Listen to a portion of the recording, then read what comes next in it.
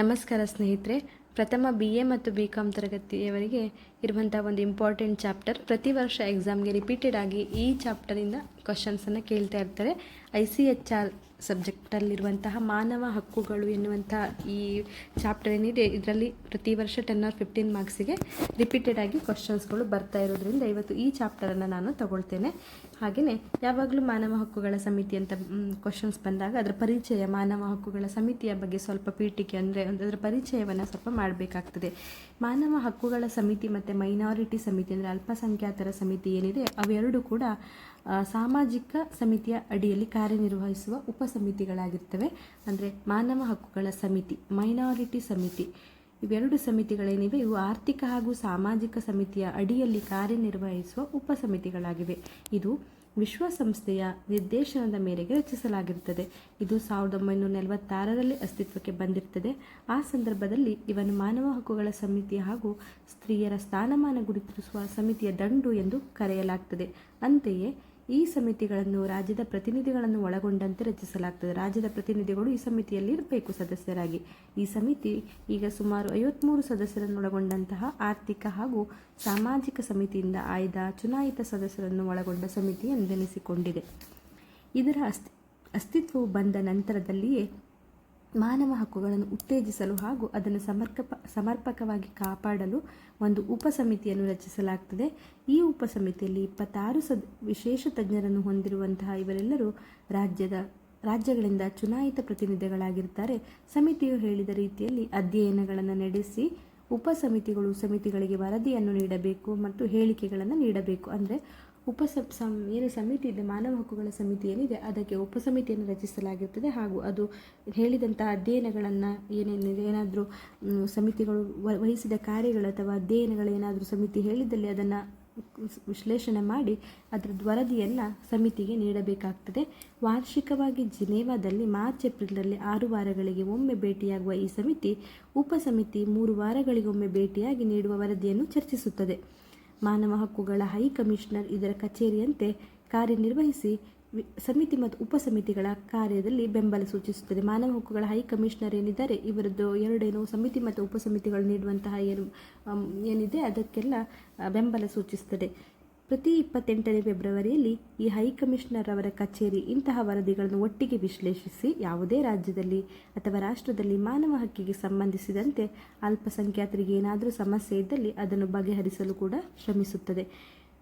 ಹಾಗೆಯೇ high commissioner ವರದಿಯಾದ millennium ವರದಿಯಲ್ಲಿ ಅಲ್ಪಸಂಖ್ಯಾತರ ಭದ್ರತೆಗೆ ಹಾಗೂ ಅವರ ಬಹುಸಂಖ್ಯಾತರ ನಡುವಿನ ಹೋರಾಟವನ್ನು ತಡೆಯಲು ಇವರಿಗೆ ಮಾರ್ಗೋಪಾಯವೆಂದರೆ 1992ರ ಒಡಂಬಡಿಕೆ ಇದು ಎಂದು ಇವರಿಗೆ ಹಾಗೂ ವಿಶ್ವಸಂಸ್ಥೆಗೆ ಪೂರ್ಣವಾಗಿ ತಿಳಿದಿದೆ. ಹೀಗಾಗಿ ಈ ಸಮಿತಿ ಉಪಸಮಿತಿಗಳು ಅಲ್ಪಸಂಖ್ಯಾತರ ಹಿತಾಸಕ್ತಿಗಾಗಿ ದುಡಿದು ಯಾವುದೇ ರೀತಿಯ ಹೋರಾಟ ಪರಿಸ್ಥಿತಿ ಬಾರದಂತೆ ಪ್ರಯತ್ನಿಸುವುದಾಗಿ ತಿಳಿಸಿದ್ದಾರೆ. ಅಂದರೆ ಮಾನವ ಹಕ್ಕುಗಳಿದ್ದೇನಿದೆ ಅದನ್ನು ರಕ್ಷಣೆ ಮಾಡುವಂತಹದ್ದು ಮಾನವ ಹಕ್ಕುಗಳ ಸಮಿತಿಯ ಕೆಲಸವಾಗಿರ್ತದೆ. ಮತ್ತು ಅಲ್ಪಸಂಖ್ಯಾತರಿಗೆ ಏನಾದರೂ ಸಮಸ್ಯೆ ಇದ್ದಲ್ಲಿ ಅದನ್ನೆಲ್ಲ ಚರ್ಚಿಸಿ ಅದಕ್ಕೊಂದು ಪರಿಹಾರವನ್ನು ಕಂಡುಕೊಳ್ಳುವಂತಹ ಕೆಲಸ ಕೂಡ ಮಾನವ ಹಕ್ಕುಗಳ ಸಮಿತಿ ಮಾಡಬೇಕಾಗ್ತದೆ. ಹಾಗೆಯೇ ರಾಷ್ಟ್ರೀಯ ಹಾಗೂ ರಾಜ್ಯ ಮಾನವ ಹಕ್ಕುಗಳ ಸಮಿತಿ, ರಾಷ್ಟ್ರದಲ್ಲಿ ಒಂದು ಮಾನವ ಹಕ್ಕುಗಳ ಸಮಿತಿ ಇದ್ದರೆ ರಾಜ್ಯದಲ್ಲಿ ಕೂಡ ಒಂದು ಮಾನವ ಹಕ್ಕುಗಳ ಸಮಿತಿ ಇರ್ತದೆ. ಈಗ ನಾವು ರಾಷ್ಟ್ರೀಯ ಮಾನವ ಹಕ್ಕುಗಳ ಸಮಿತಿಯನ್ನು ನೋಡೋದಾದರೆ 1993ರಲ್ಲಿ ರಾಷ್ಟ್ರೀಯ ಮಾನವ ಹಕ್ಕು ಸಮಿತಿ ಸ್ಥಾಪಿಸಲ್ಪಟ್ಟಿರ್ತದೆ. ಇದೇ ನಂತರದಲ್ಲಿ ಮಾನವ ಹಕ್ಕುಗಳನ್ನು ಕಾಪಾಡುವ ಕಾಯ್ದೆಯಾಗಿ ಅಸ್ತಿತ್ವಕ್ಕೆ ಬರ್ತದೆ. ಅಂದರೆ ಫಸ್ಟಿಗೆ ಅದು ಮಾನವ ಹಕ್ಕುಗಳ ಸಮಿತಿಯಾಗಿತ್ತು, ಆಮೇಲೆ ಅದೇ ಮಾನವ ಹಕ್ಕುಗಳನ್ನು ಕಾಪಾಡುವ ಕಾಯ್ದೆಯಾಗಿ ಕೂಡ ಅಸ್ತಿತ್ವಕ್ಕೆ ಬರ್ತದೆ. ಈ ಕಾಯ್ದೆಯ ಮತ್ತು ಇದೊಂದು ಸ್ವತಂತ್ರವಾದ ಸಂಸ್ಥೆ. ಇದರ ಸದಸ್ಯತ್ವದ ಆಯ್ಕೆಯೇ ಇದಕ್ಕೆ ಸಾಕ್ಷಿ.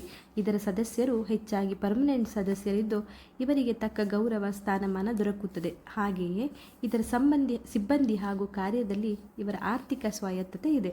ಮತ್ತು ಇದರದ್ದು ರಾಷ್ಟ್ರೀಯ ಮಾನವ ಹಕ್ಕುಗಳ ಸಮಿತಿ ಏನಿದೆ ಇದರದ್ದು ರಚನೆ ಯಾವ ಥರ ಅಂದರೆ, ಸುಪ್ರೀಂ ಕೋರ್ಟಿನ ನ್ಯಾಯಾಧೀಶರು ಏನಿರ್ತಾರೆ, ನಿವೃತ್ತಿಯಾಗಿರುವಂಥ ಸುಪ್ರೀಂ ಕೋರ್ಟಿನ ನ್ಯಾಯಾಧೀಶರು ಯಾರಿರ್ತಾರೆ ಅವರು ರಾಷ್ಟ್ರೀಯ ಮಾನವ ಹಕ್ಕುಗಳ ಸಮಿತಿಯ ಅಧ್ಯಕ್ಷರಾಗಿರುತ್ತಾರೆ. ಸುಪ್ರೀಂ ಕೋರ್ಟ್ನ ನ್ಯಾಯಾಧೀಶರಾಗಿ ಯಾರೆಲ್ಲ ಕಾರ್ಯನಿರ್ವಹಿಸ್ತಾರೆ, ನಿವೃತ್ತಿಯಾದವರು ಸುಪ್ರೀಂ ಕೋರ್ಟ್ನ ನ್ಯಾಯಾಧೀಶರೇನಿದ್ದಾರೆ ಅವರು ಅಧ್ಯಕ್ಷರಾದರೆ, ನಿವೃತ್ತಿ ಅಲ್ಲದೇ ಇರುವಂಥ ಸುಪ್ರೀಂ ಕೋರ್ಟ್ನ ಉಳಿದ ನ್ಯಾಯಾಧೀಶರುಗಳೇನಿದ್ದಾರೆ ಅವರೆಲ್ಲರೂ ಕೂಡ ಇದರದ್ದು ರಾಷ್ಟ್ರೀಯ ಮಾನವ ಹಕ್ಕುಗಳ ಸಮಿತಿಯ ಸದಸ್ಯರಾಗಿರ್ತಾರೆ. ಇಬ್ಬರು ಮಾನವ ಹಕ್ಕುಗಳ ಪ್ರಾಯೋಗಿಕ ಅನುಭವ ಹೊಂದಿದವರು ಸಹ ಕೂಡ ಇದಕ್ಕೆ ಸದಸ್ಯ ಸ್ಥಾನಕ್ಕೆ ಆಯ್ಕೆಯಾಗ್ತಾರೆ.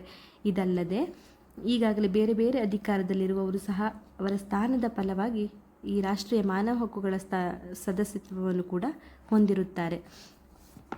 ಇನ್ನು ಭಾರತ ಸರ್ಕಾರದ ಕಾರ್ಯದರ್ಶಿಯ ಮಟ್ಟದ ಅಧಿಕಾರಿ ಈ ಆಯೋಗದ ಸೆಕ್ರೆಟರಿ ಜನರಲ್ ಆಗಿದ್ದು, ಅಂದರೆ ಭಾರತ ಸರ್ಕಾರದ ಕಾರ್ಯದರ್ಶಿಯ ಮಟ್ಟದಲ್ಲಿರುವಂಥ ಏನು ಅಧಿಕಾರಿ ಯಾರಿರ್ತಾರೆ ಅವರು ಈ ಮಾನವ ಹಕ್ಕುಗಳ ಸಮಿತಿಯ ಸೆಕ್ರೆಟರಿ ಜನರಲ್ ಆಗಿರ್ತಾರೆ. ಈ ಸಮಿತಿ ಅಥವಾ ಮಂಡಳಿಯ ಮುಖ್ಯ ಕಾರ್ಯನಿರ್ವಾಹಕನಾಗಿ ಇವನು ಕಾರ್ಯವಹಿಸ್ತಾರೆ. ಅಂದರೆ ಏನು ಈ ಸೆಕ್ರೆಟರಿ ಜನರಲ್ ಆಗಿರ್ತಾರಲ್ಲ ಅವರು ಮಾನವ ಹಕ್ಕುಗಳ ಸಮಿತಿಯ ಮುಖ್ಯ ಕಾರ್ಯನಿರ್ವಾಹಕರಾಗಿ ಕಾರ್ಯನಿರ್ವಹಿಸ್ತಾರೆ. ಇದರ ಕಚೇರಿ ದಿಲ್ಲಿಯಲ್ಲಿದೆ. ಈ ಕಚೇರಿಯನ್ನು ವಿವಿಧ ರಾಜ್ಯಗಳಲ್ಲಿ ಸ್ಥಾಪಿಸಲು ಇದಕ್ಕೆ ಅಧಿಕಾರವಿದೆ. ಇಂತಹ ಕಚೇರಿ ಸ್ಥಾಪಿಸಲು ಕೇಂದ್ರ ಸರ್ಕಾರದ ಪರವಾನಗಿ ಸಹ ಬೇಕಾಗ್ತದೆ. ಹಾಗೂ ಆಯ್ಕೆಯಾಗುವ ಎಲ್ಲರನ್ನು ರಾಷ್ಟ್ರಾಧ್ಯಕ್ಷರು ಅಥವಾ ರಾಷ್ಟ್ರಪತಿಗಳು ತಮ್ಮ ಅವರೇ ರಾಷ್ಟ್ರಪತಿಯವರ ನಿರ್ದೇಶನದಂತೆಯೇ ಅಲ್ಲಿ ಆಯ್ಕೆ ಮಾಡಬೇಕಾಗ್ತದೆ.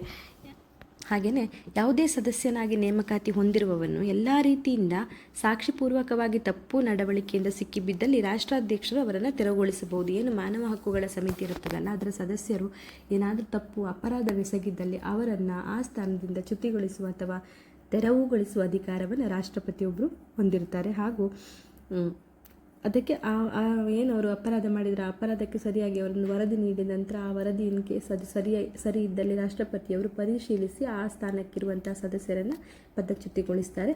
ಹಾಗೆಯೇ ಈ ಅಧ್ಯಕ್ಷರು ಏನಿರ್ತಾರೆ, ರಾಷ್ಟ್ರೀಯ ಮಾನವ ಹಕ್ಕುಗಳ ಸಮಿತಿ ಅಧ್ಯಕ್ಷರು ಸದಸ್ಯರೆಲ್ಲ ಏನಿರ್ತಾರೆ ಇವರ ಕಾಲಾವಧಿ ಅವರ ಅಧಿಕಾರಾವಧಿ ಎಷ್ಟು ಟೈಮ್ ಅಂದರೆ 5 ವರ್ಷಗಳಾಗಿರ್ತದೆ. ಹಾಗೆಯೇ ಈ ಕೆಳಗಿನ ಕಾರ್ಯಗಳನ್ನು ಈ ಮಂಡಳಿ ನಿರ್ವಹಿಸಬೇಕಾಗ್ತದೆ. ಅಂದರೆ ಮಾನವ ಹಕ್ಕುಗಳ ಸಮಿತಿ ಏನಿದೆ ಅದರ ಕಾರ್ಯಗಳು ಏನೆಲ್ಲ ಅಂತ ಹೇಳೋದಾದರೆ ಒಂದು 11 ಪಾಯಿಂಟ್ಸ್ ಇದೆ. ನಿಮಗೆ ಈಸಿಯಾಗಿರುವ ಸ್ವಲ್ಪ ಪಾಯಿಂಟ್ಸನ್ನು ನೆನಪಿಟ್ಕೊಂಡು ಆ ಪಾಯಿಂಟ್ಸ್ಗಳ ಬಗ್ಗೆ ಸ್ವಲ್ಪ ನೀವಾಗಿ ಎಕ್ಸ್ಪ್ಲೈನ್ ಬರೀತಾ ಹೋದರೆ ಸ್ವಲ್ಪ ಮಾರ್ಕ್ಸ್ ತೆಗಿಲಿಕ್ಕೆ ಈಸಿ ಆಗ್ತದೆ. ಮಾನವ ಹಕ್ಕುಗಳ ಮಂಡಳಿ ನಿರ್ವಹಿಸಬೇಕಾದ ಕಾರ್ಯಗಳು ಯಾವುದಂದರೆ, ಮಾನವ ಹಕ್ಕುಗಳ ಉಲ್ಲಂಘನೆಯಾದಲ್ಲಿ ಮಾನವ ಹಕ್ಕುಗಳು ಏನಿದೆ ಅದರ ಉಲ್ಲಂಘಿಸಿದವರು ಯಾರ್ಯಾರು ಏನಾದರೂ ಉಲ್ಲಂಘಿಸಿದ್ದಲ್ಲಿ ಅಲ್ಲಿ ಮಾನವ ಹಕ್ಕುಗಳು ಮಂಡಳಿ ಏನಿದೆ ಅಲ್ಲಿ ಬಂದು ಕಾರ್ಯನಿರ್ವಹಿಸ್ತದೆ ಅಥವಾ ಅದಕ್ಕೆ ಪರಿಹಾರ ಅಥವಾ ಅದಕ್ಕೆ ಏನು ಮಾಡಬೇಕು ಅದನ್ನು ಮಾಡಲಿಕ್ಕೆ ಹೋಗ್ತದೆ. ಇನ್ನು 2ನೇ ಪಾಯಿಂಟ್ ನೋಡೋದಾದರೆ, ಸಾರ್ವಜನಿಕ ಅಧಿಕಾರಿಯೊಬ್ಬ ಮಾನವ ಹಕ್ಕುಗಳನ್ನು ಕಡೆಗಾಣಿಸಿದಲ್ಲಿ ಮಾನವ ಹಕ್ಕುಗಳೇನಿದೆ ಅದನ್ನು ಯಾವುದಾದ್ರೂ ಸಾರ್ವಜನಿಕ ಅಧಿಕಾರಿ ಅಥವಾ ಏನಾದರೂ ಜಾಬಲ್ಲಿದ್ದ ಒಂದು ಅಧಿಕಾರಿ ಗೌರ್ಮೆಂಟ್ ಜಾಬಲ್ಲಿದ್ದ ಅಧಿಕಾರಿಗಳು ಯಾರಾದರೂ ಮಾನವ ಹಕ್ಕುಗಳನ್ನು ಕಡೆಗಣಿಸಿದ್ದಲ್ಲಿ ಅದನ್ನು ನಿರ್ಲಕ್ಷಿಸಿದಲ್ಲಿ ಮಾನವ ಹಕ್ಕುಗಳ ಆಯೋಗ ಅವರು ಬಂದು ವಿಚಾರಣೆ ಮಾಡ್ತಾರೆ ಅದರ ಬಗ್ಗೆ. ಇನ್ನು 3ನೇ ಪಾಯಿಂಟ್ ನೋಡೋದಾದರೆ, ಯಾವುದೇ ನ್ಯಾಯಾಲಯದಲ್ಲಿ ತೀರ್ಮಾನವಾಗದೆ ಉಳಿದಿರುವ ಮಾನವ ಹಕ್ಕಿಗೆ ಸಂಬಂಧಿಸಿದ ಕೇಸ್ಗಳನ್ನು ಆ ನ್ಯಾಯಾಲಯದ ಒಪ್ಪಿಗೆಯೊಂದಿಗೆ ಬಗೆಹರಿಸಲು ಪ್ರಯತ್ನಿಸುವುದು ಮಾನವ ಹಕ್ಕುಗಳ ಕರ್ತವ್ಯ ಆಗುತ್ತೆ. ಅಂದರೆ ಯಾವುದೇ ನ್ಯಾಯಾಲಯದಲ್ಲೂ ತೀರ್ಮಾನ ಆಗದೇ ಇರುವಂತಹ ಮಾನವ ಹಕ್ಕುಗಳಿಗೆ ಸಂಬಂಧಿಸಿದ ಯಾವುದಾದ್ರೂ ಕೇಸ್ ಇದ್ದಲ್ಲಿ ನ್ಯಾಯಾಲಯಕ್ಕೆ ಅದಕ್ಕೆ ತೀರ್ಮಾನ ಕೊಡಲಿಕ್ಕೆ ಆಗದ ಸಂದರ್ಭದಲ್ಲಿ ಅದೇ ನ್ಯಾಯಾಲಯದಿಂದ ಅನುಮತಿ ಪಡೆದು ಅದಕ್ಕೆ ಆ ಸಮಸ್ಯೆನ ಬಗೆಹರಿಸಲು ಮಾನವ ಹಕ್ಕುಗಳ ಆಯೋಗ ಕೂಡ ಟ್ರೈ ಮಾಡಬಹುದು ಅನ್ನುವಂಥದ್ದು ಮಾನವ ಹಕ್ಕುಗಳ ಮಂಡಳಿಯ ಕಾರ್ಯವಾಗಿರ್ತದೆ ಅದು ಕೂಡ. ಇನ್ನು 4ನೇ ಪಾಯಿಂಟ್ ನೋಡೋದಾದರೆ, ಯಾವುದೇ ಜೈಲಿಗೆ ಅಥವಾ ರಾಜ್ಯದಲ್ಲಿದ್ದ ನಿಯಂತ್ರಣದಲ್ಲಿರುವ ಸಂಸ್ಥೆಗಳಿಗೆ ರಾಜ್ಯದ ಪರವಾನಗಿಯೊಂದಿಗೆ ಭೇಟಿ ನೀಡುವುದು. ಯಾವುದೇ ರಾಜ್ಯದಲ್ಲಿರುವ ಜೈಲಿಗೆ ನಮ್ಮ ರಾಜ್ಯದಲ್ಲಿರುವ ನಿಯಂತ್ರಣದಲ್ಲಿರುವ ಸಂಸ್ಥೆಗಳಿಗೆ ಪರವಾನಗಿ ತಗೊಂಡು ಎಲ್ಲಿಗೆ ಬೇಕಾದರೂ ಅವರಿಗೆ ಭೇಟಿ ನೀಡುವಂತಹ ಅಧಿಕಾರ ಕೂಡ ಇರ್ತದೆ.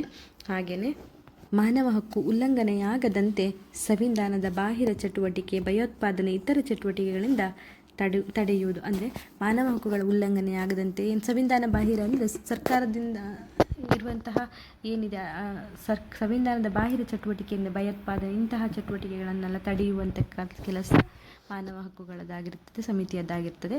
ಇಂತಹ 6ನೇ ಪಾಯಿಂಟ್ ಹೇಳೋದಾದರೆ, ಇಂತಹ ಉಲ್ಲಂಘನೆಯಾದಾಗ ತಡೆಯಾಗಿ ಕಾನೂನು ಬಳಕೆ ಮಾಡೋದು. ಕಾನೂನನ್ನು ಆಗ ಅವರು ಬಳಕೆ ಮಾಡಬಹುದಾಗ್ತದೆ. ಯಾಕಂದರೆ ತಡಿಲಿಕ್ಕೆ ಅಂತಹ ಒಂದು ಕಾನೂನು ಬಾಹಿರ ಚಟುವಟಿಕೆಗಳನ್ನು ತಡಿಲಿಕ್ಕೆ ಕಾನೂನನ್ನು ಅವರು ಉಪಯೋಗಿಸಬಹುದು.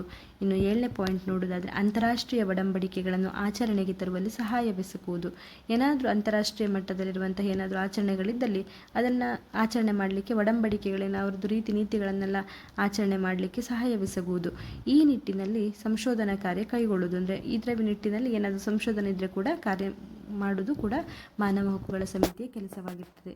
9ನೇ ಪಾಯಿಂಟ್ ಹೇಳೋದಾದರೆ ಮಾನವ ಹಕ್ಕುಗಳ ಬಗ್ಗೆ ಪ್ರಜ್ಞೆ ನೀಡುವುದು, ಜ್ಞಾನ ನೀಡುವುದು. ಈ ನಿಟ್ಟಿನಲ್ಲಿ ಪ್ರಕಾಶನ, ಪ್ರಕಟಣೆ, ಸಂವಹನ ಮಾಧ್ಯಮದ ಬಳಕೆ ಹಾಗೂ ಇತರ ಮಾಧ್ಯಮಗಳ ಬಳಕೆಯನ್ನು ಬಳಸುವುದು. ಅಂದರೆ ಮಾನವ ಹಕ್ಕುಗಳ ಬಗ್ಗೆ ಪ್ರತಿಯೊಬ್ಬ ವ್ಯಕ್ತಿ ಕೂಡ ಅರಿವು ಮೂಡಿಸೋದಕ್ಕೋಸ್ಕರ ಸಂವಹನ ಮಾಧ್ಯಮ, ಟಿವಿ, ರೇಡಿಯೋ ಏನಿದೆ ಎಲ್ಲದನ್ನು ಯೂಸ್ ಮಾಡಿಕೊಂಡು ಜನರಿಗೆ ಅದರ ಬಗ್ಗೆ ಜ್ಞಾನ, ಅರಿವನ್ನು ನೀಡಿಸುವುದು ಕೂಡ ಮಾನವ ಹಕ್ಕುಗಳ ಆಯೋಗದ ಕರ್ತವ್ಯವಾಗಿರ್ತದೆ. ಇನ್ನು 10ನೇ ಪಾಯಿಂಟ್ ನೋಡೋದಾದರೆ ಸರ್ಕಾರೇತರ ಸಂಘಟನೆಗಳ ಕಾರ್ಯನಿರ್ವಹಣೆಯಲ್ಲಿ ಸಹಾಯವೆಸಗುವುದು. ಸರ್ಕಾರೇತರ ಸಂಘಟನೆಗಳದ್ದೆಲ್ಲ ಕೆಲಸ ಕಾರ್ಯಗಳೇನಿದೆ ಅದಕ್ಕೆಲ್ಲ ಇವರು ಕೂಡ ಸಹಾಯ ಮಾಡ್ಬೋದಾಗಿದೆ. ಇನ್ನು 11ನೇ ಪಾಯಿಂಟ್ ನೋಡೋದಾದರೆ ಮಾನವ ಹಕ್ಕುಗಳ ಬೆಳವಣಿಗೆಗೆ ಸಹಾಯವೆಸಗುವುದು. ಮಾನವ ಹಕ್ಕುಗಳೇನಿದೆ ಅದರ ಬೆಳವಣಿಗೆ, ಪ್ರೋಗ್ರೆಸ್ಸನ್ನು ಮಾಡಲಿಕ್ಕೆ ಏನೆಲ್ಲ ಬೇಕಾಗ್ತದೆ ಅದೆಲ್ಲ ಸಹಾಯವನ್ನು ಮಾನವ ಹಕ್ಕುಗಳ ಸಮಿತಿ ಕೂಡ ಮಾಡ್ತದೆ. ಯಾವುದೇ ಲಿಖಿತ, ದೂರವಾಣಿ ಅಥವಾ ಯಾವುದೇ ಭಾಷೆಯಲ್ಲಿ ಅಥವಾ ಇನ್ಯಾವುದೇ ಟೆಲಿಗ್ರಾಮ್, ಫ್ಯಾಕ್ಸ್ ಮೂಲಕ ಬಂದಂತಹ ಕಂಪ್ಲೇಂಟ್ಗಳನ್ನು ಇವರು ಪುರಸ್ಕರಿಸುತ್ತಾರೆ. ಅಂತೆಯೇ ವರ್ಷ ಕಳೆದ ನಂತರದಲ್ಲಿ ಕಂಪ್ಲೇಂಟ್ ನೀಡಿದರೆ ನ್ಯಾಯಾಲಯದಲ್ಲಿ ತೀರ್ಮಾನವಾದಂತಹ ಇನ್ನೂ ದೊರಕದೇ ಇರುವಂತಹ ಹೆಸರು ವಿಳಾಸವಿಲ್ಲದ ಸುಳ್ಳು ಪತ್ರ, ಕಂಪ್ಲೇಂಟ್ಸ್, ಕೇವಲ ಕಾರಣವಿಲ್ಲದೆ ನೀಡಿರುವ ದೂರು, ಸರ್ವಿಸ್ ವಿಚಾರಕ್ಕೆ ಸಂಬಂಧಿಸಿದ ಇವುಗಳನ್ನು ಗಣನೆಗೆ ತೆಗೆದುಕೊಳ್ಳುವುದಿಲ್ಲ. ಅಂದರೆ ಯಾವುದೇ ಫೋನ್ ಮುಖಾಂತರ, ದೂರವಾಣಿ, ಟೆಲಿಗ್ರಾಮ್, ಫ್ಯಾಕ್ಸ್ ಮುಖಾಂತರ ಕೂಡ ಯಾವುದಾದ್ರೂ ಕಂಪ್ಲೇಂಟ್ಸ್ಗಳಿದ್ದರೆ, ಮಾನವ ಹಕ್ಕುಗಳಿಗೆ ಸಂಬಂಧಿಸಿದಂತೆ ಏನಾದರೂ ಕಂಪ್ಲೇಂಟ್ಸ್ ಇದ್ದರೆ ಸಾರ್ವಜನಿಕರು ಮಾನವ ಹಕ್ಕುಗಳಿಗೆ ಟೆಲಿಫೋನ್ ಮಾಡೋದ್ರ ಮೂಲಕ, ಫ್ಯಾಕ್ಸ್ ಕಳಿಸೋದ್ರ ಮೂಲಕ ಅಥವಾ ಪತ್ರಗಳನ್ನು ಕಳಿಸೋದ್ರ ಮೂಲಕ ಕಂಪ್ಲೇಂಟನ್ನು ಕೊಡ್ಬೋದು. ಅಂತಹ ಕಂಪ್ಲೇಂಟ್ಗಳನ್ನು ಅವರು ತೆಗೆದುಕೊಳ್ಳುತ್ತಾರೆ. ಆದರೆ ಈ ಸುಳ್ಳು ಕಂಪ್ಲೇಂಟ್ ಕೊಡೋದು, ಯಾವುದಾದ್ರೂ ಸರ್ವಿಸ್ ಕೆಲಸ ಆಗಲಿಲ್ಲ ಅಂತಹ ವಿಷಯಗಳಿಲ್ಲ ಅಂದರೆ ಒಂದು ಮೌಲ್ಯಯುತ ಇಲ್ಲದಿರುವಂಥ ಯಾವುದಾದ್ರೂ ದೂರುಗಳಿದ್ದರೆ ಅದನ್ನೆಲ್ಲ ತಗೊಳ್ಳೋದಿಲ್ಲ. ಹಾಗೆಯೇ ನ್ಯಾಯಾಲಯದಲ್ಲಿ ತೀರ್ಮಾನವಾಗದಂತಹ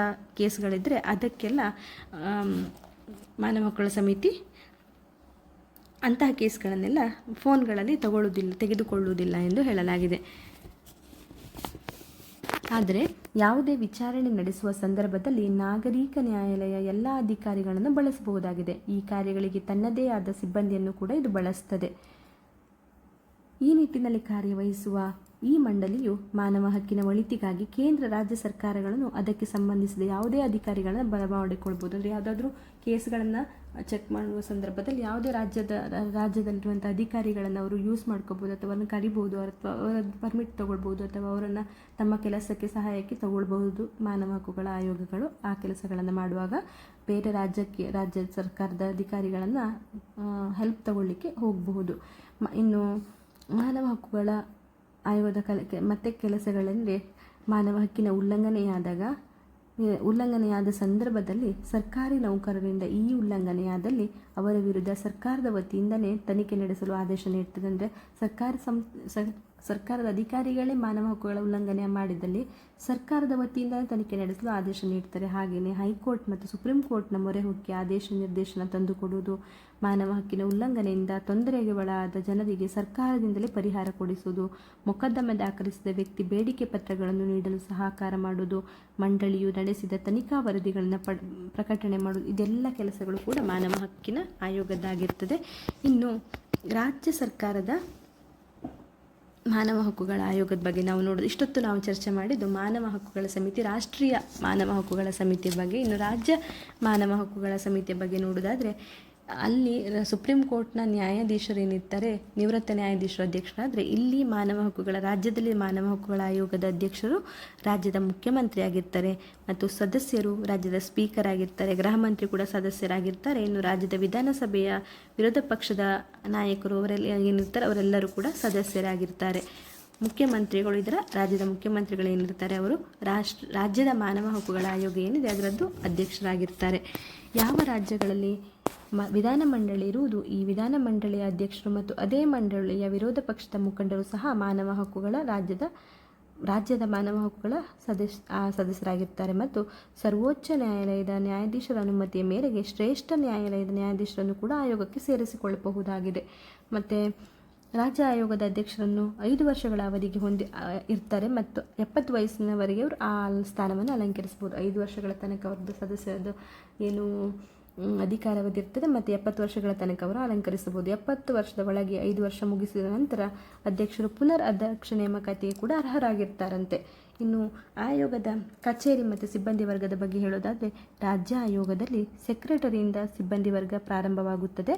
ರಾಜ್ಯ ಸರ್ಕಾರದ ಸೆಕ್ರೆಟರಿಯು ಈ ಆಯೋಗದ ಸೆಕ್ರೆಟರಿಯಾಗಿ ಕಾರ್ಯನಿರ್ವಹಿಸಬಹುದು. ಏನು ರಾಜ್ಯ ಸರ್ಕಾರದ ಸೆಕ್ರೆಟರಿ ಆಗಿರ್ತಾರೆ ಅವರೇ ಮಾನವ ಹಕ್ಕುಗಳ ಆಯೋಗದ ಸೆಕ್ರೆಟರಿಯಾಗಿ ಕೂಡ ಕಾರ್ಯನಿರ್ವಹಿಸ್ತಾರೆ. ಮತ್ತು ಇನ್ಸ್ಪೆಕ್ಟರ್ ಜನರಲ್ ಅವರ ಕೆಳಗಿನ ಹುದ್ದೆಯಲ್ಲಿರುವ ಪೊಲೀಸ್ ಆಫೀಸರ್ಗಳು ಈ ಆಯೋಗದಲ್ಲಿ ತನಿಖಾ ತಂಡದ ಮುಖ್ಯಸ್ಥರಾಗಿರ್ತಾರೆ. ಅಂದರೆ ಇನ್ಸ್ಪೆಕ್ಟರ್ ಜನರಲ್ ಏನಿರ್ತಾರೆ ಅವರ ಹುದ್ದೆಯಲ್ಲಿರುವಂಥ ಪೊಲೀಸ್ ಅಧಿಕಾರಿಗಳೇನಿರ್ತಾರೆ ಅವರೆಲ್ಲರೂ ತನಿಖಾ ತಂಡದಲ್ಲಿರ್ತಾರೆ. ತನಿಖೆ ಏನಾದರೂ ಕೇಸ್ಗಳೆಲ್ಲ ಬಂದಲ್ಲಿ ತನಿಖೆ ಮಾಡೋದು ಇನ್ಸ್ಪೆಕ್ಟರ್ ಜನರಲ್ ಅವರ ಅಂಡರಲ್ಲಿರುವಂಥ ಇತರ ಪೊಲೀಸ್ ಅಧಿಕಾರಿಗಳೇನಿರ್ತಾರೆ ಅವರು ಈ ತಂಡದ ತನಿಖಾ ಮುಖ್ಯಸ್ಥರಾಗಿರ್ತಾರೆ. ಇದಾದ ನಂತರ ಕಚೇರಿಯ ಸಿಬ್ಬಂದಿಗಳನ್ನು ಆಯೋಗ ನೇಮಿಸುತ್ತದೆ. ಆಡಳಿತಾತ್ಮಕ, ತಾಂತ್ರಿಕ ಹಾಗೂ ವೈಜ್ಞಾನಿಕ ತಂಡಗಳನ್ನು ಈ ಆಯೋಗ ರಾಜ್ಯದ ಮಾನವ ಹಕ್ಕುಗಳ ಆಯೋಗ ಒಳಗೊಂಡಿರ್ತದೆ. ರಾಜ್ಯದ ಮಾನವ ಹಕ್ಕುಗಳ ಆಯೋಗದ ಕೆಲಸವೇನಂತ ಹೇಳೋದಾದರೆ, ಇದನ್ನು ಕೂಡ ಪಾಯಿಂಟ್ಸ್ ಆಗಿ ಬರಿಬೇಕು ನೀವು. ಆಯೋಗದ ಫಸ್ಟ್ ರಾಷ್ಟ್ರೀಯದ್ದು ಹಾಗೆ ರಾಷ್ಟ್ರೀಯದ್ದು ಅವ್ರ ಅಧಿಕಾರ ಹೇಗೆ, ಅವರ ಆಯ್ಕೆ ಹೇಗೆ, ಯಾರೆಲ್ಲ ಸದಸ್ಯರಾಗಿರ್ತಾರೆ ಅಂತ ಬರೆದು ಅವರ ಕಾರ್ಯಗಳನ್ನೆಲ್ಲ ಬರಿಬೇಕು. ಹಾಗೆಯೇ ರಾಜ್ಯದ ಮಾನವ ಹಕ್ಕುಗಳ ಆಯೋಗದ ಕೂಡ ಹಾಗೆಯೇ ಸದಸ್ಯರೇ ಆಗಿರ್ತಾರೆ, ಅಧ್ಯಕ್ಷರು ಯಾರಾಗಿರ್ತಾರೆ ಅವರ ಅಧಿಕಾರಾವಧಿ ಏನಿದೆ, ಹಾಗೆಯೇ ಅವರ ಆಯೋಗದ ಕಚೇರಿ ಮತ್ತು ಸಿಬ್ಬಂದಿ ವರ್ಗದ ಬಗ್ಗೆ ಬರಿಬೇಕಾಗ್ತದೆ. ಇನ್ನು ರಾಜ್ಯ ಆಯೋಗದ ಕಾರ್ಯಗಳೇನೆಂದರೆ, ಮಾನವ ಹಕ್ಕುಗಳ ಉಲ್ಲಂಘನೆಯಾದಲ್ಲಿ ಈ ಆಯೋಗವು ತನಿಖೆ ನಡೆಸುವ ಅಧಿಕಾರವನ್ನು ಹೊಂದಿದೆ ಮತ್ತು ಯಾವುದೇ ಮಾನವ ಹಕ್ಕುಗಳ ಉಲ್ಲಂಘನೆ ಆದ ಸಂದರ್ಭದಲ್ಲಿ ರಾಷ್ಟ್ರೀಯ ಆಯೋಗ ತನಿಖೆ ನಡೆಸಿದ್ದರ ರಾಜ್ಯ ಆಯೋಗವು ಆ ಕೇಸನ್ನು ತನಿಖೆ ಮಾಡುವ ಅಧಿಕಾರವನ್ನು ಹೊಂದಿದೆ. ರಾಷ್ಟ್ರೀಯ ಆಯೋಗ ಒಂದು ಯಾವುದಾದ್ರೂ ಕೇಸನ್ನು ತನಿಖೆ ಮಾಡಿದಿದ್ದರೆ ಮತ್ತೆ ಪುನಃ ಅದೇ ಕೇಸನ್ನು ರಾಜ್ಯದ ಆಯೋಗ ತನಿಖೆ ಮಾಡುವಂತಿಲ್ಲ. ಹಾಗೆಯೇ ಇದೇ ರೀತಿಯಾಗಿ ರಾಜ್ಯ ಆಯೋಗ ತನಿಖಾ ಅಧಿಕಾರವನ್ನು ಚಲಾಯಿಸುವಲ್ಲಿ ರಾಷ್ಟ್ರೀಯ ಆಯೋಗ ನೀತಿಗಳನ್ನು ಗಮನಿಟ್ಟು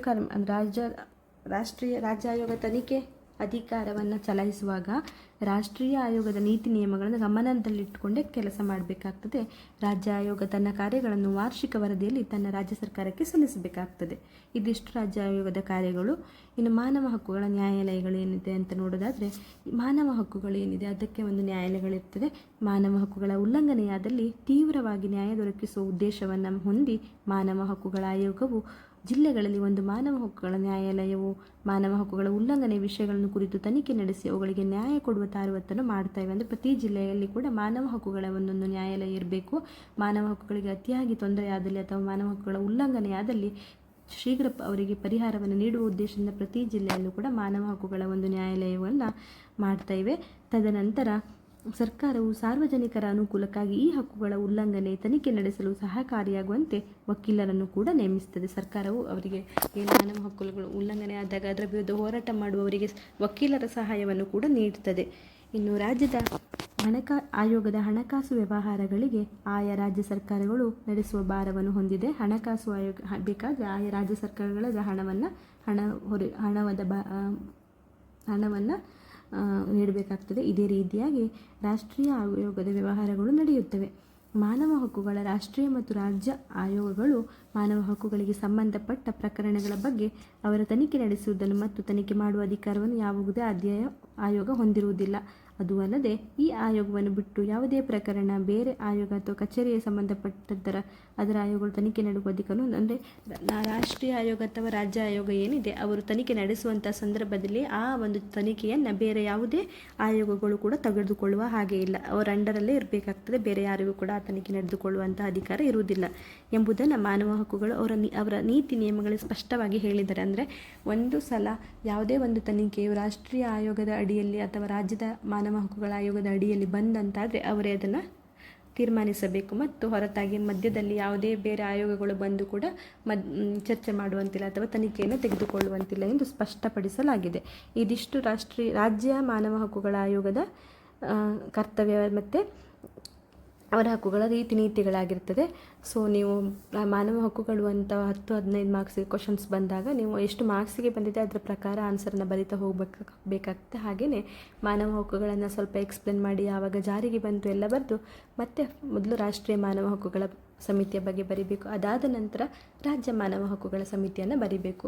ಹಾಗೆಯೇ 2 ಪಾಯಿಂಟ್ ಬರೆದ ನಂತರ ಪ್ರತಿ ಹಕ್ಕುಗಳ ಆಯೋಗಕ್ಕೂ ಕೂಡ ರಚನೆ ಹೇಗೆ ಆಗ್ತದೆ, ಅವರ ಅಧಿಕಾರ ಏನು, ಕಾರ್ಯ ಹೇಗೆ ನಿರ್ವಹಿಸ್ತದೆ ಅಂತ ಬರಿಬೇಕು. ಸೇಮ್ ವೇ ರಾಜ್ಯದ ಮಾನವ ಹಕ್ಕುಗಳ ಆಯೋಗದಲ್ಲಿ ಕೂಡ ಅಧಿಕಾರ ಹೇಗೆ, ಕಾರ್ಯ ಹೇಗೆ, ಸಿಬ್ಬಂದಿ ವರ್ಗಗಳದ್ದು ಏನೇನು ಕೆಲಸ ಇದೆ, ಮಾನವ ಹಕ್ಕುಗಳ ನ್ಯಾಯಾಲಯಗಳು, ಇದಿಷ್ಟರ ಬಗ್ಗೆ ಸ್ವಲ್ಪ ನೀವು ಬರಿತಾ ಹೋಗಬೇಕಾಗ್ತದೆ. ಧನ್ಯವಾದಗಳು ಸ್ನೇಹಿತರೆ.